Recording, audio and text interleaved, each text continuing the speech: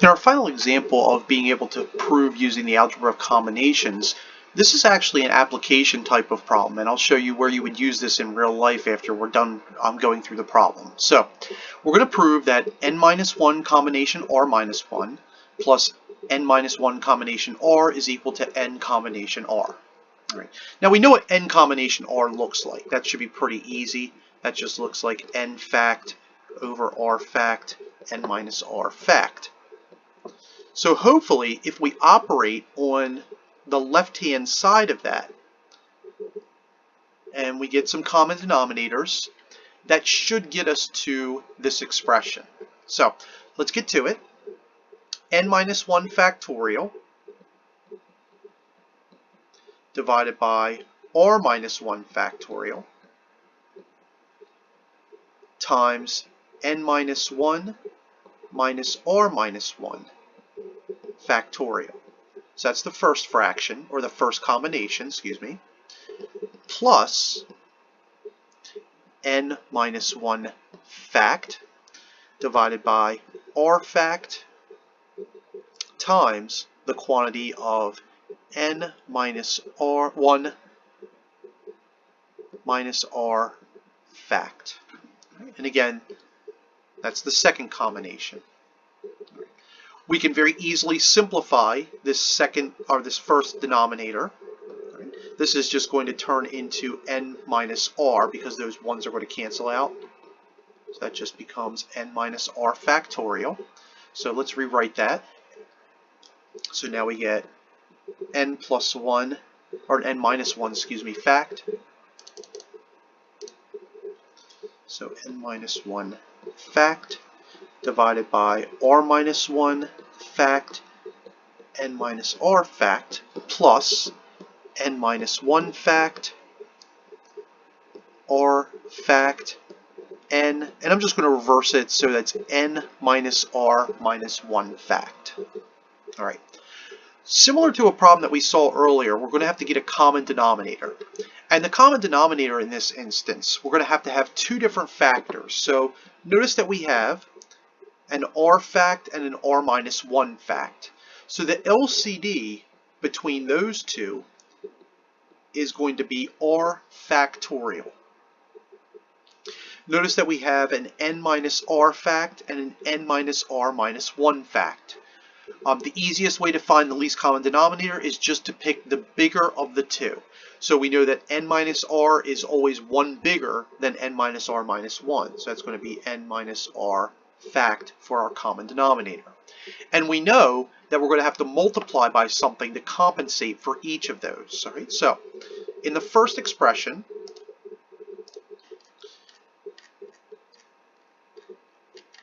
excuse me. So in our first expression, we have n minus 1 fact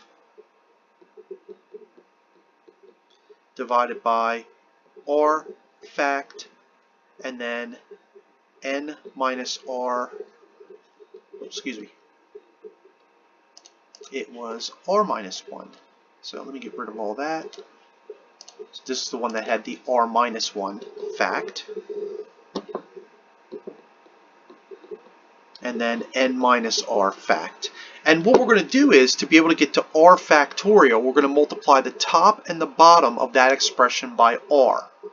And when you multiply r minus 1 times factorial by r, that's going to give you an r factorial, because r is the next factor up from r minus 1. So that would turn it into r factorial. For the second fraction, we're going to multiply both the top and the bottom by n minus r. Okay, so that's going to become, so remember we had n minus 1 factorial. So we have n minus 1 fact. Now we have r factorial, n minus r minus 1 factorial. And we're going to multiply the top and the bottom by n minus r.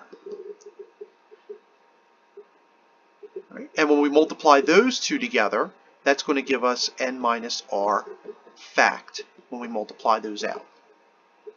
So now we can rewrite each of the numerators and denominators of each of those two different fractions. Okay, so again, a tough part is being able to get to the common denominator.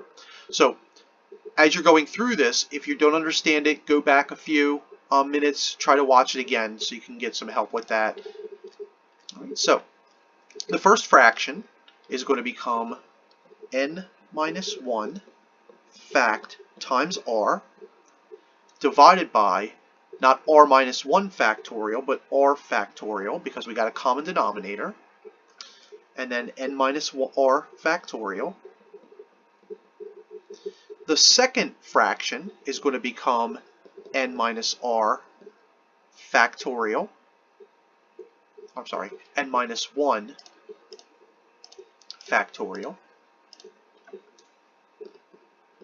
We're multiplying the top by n minus r, and then we're multiplying the bottom by n minus r to get n minus r factorial. So now we get r factorial, n minus r factorial. At this point, we clearly see that there's a common factor in the numerator of n minus 1 factorial. The denominators are the same by design, so we can get to a common denominator. So I'm going to factor out the n minus 1 factorial from the top. If we do that, that's going to leave us with r n minus r. So r plus n minus r. The denominator, r fact, n minus r factorial. And then notice that the numerator, we're just left with n times n minus 1 fact over r fact, n minus r factorial. And then finally, the last step, we notice that we have n times n minus 1 factorial. Well, n is the next factor up from n minus 1 in the sequence of that. So if we multiply those together, that just gives us n factorial. So that becomes n factorial. We're going to divide by r fact, n minus r fact, and this is precisely the definition of n combination r. All right, so we've proven what we need to prove. All right, so it's a tough problem. All right, so I would recommend you go back and see where you made errors with this. Now, the question is, at the beginning of the problem, where do we use this in real life? And what we actually did was we just proved Pascal's triangle. For those of you that have never seen Pascal's triangle is this. So you start with a 1, and then you put 2 1s on the side, and then you just add numbers next to each other to be able to get to the next number in between. So the next row would be 1, 2, 1, and then 1 plus 2 is 3, 2 plus 1 is 3, and then we put 1s on the end, and then 1, 4, 6, 4, 1. And just one more, just so I can show you. 1, 5, 10, 10, 5, 1. And you might be wondering, well, how does this help us with combinations? So, what we can do is we can use Pascal's triangle to be able to evaluate combinations very quickly. So you go to the row and the element. All right, so if this is row 0,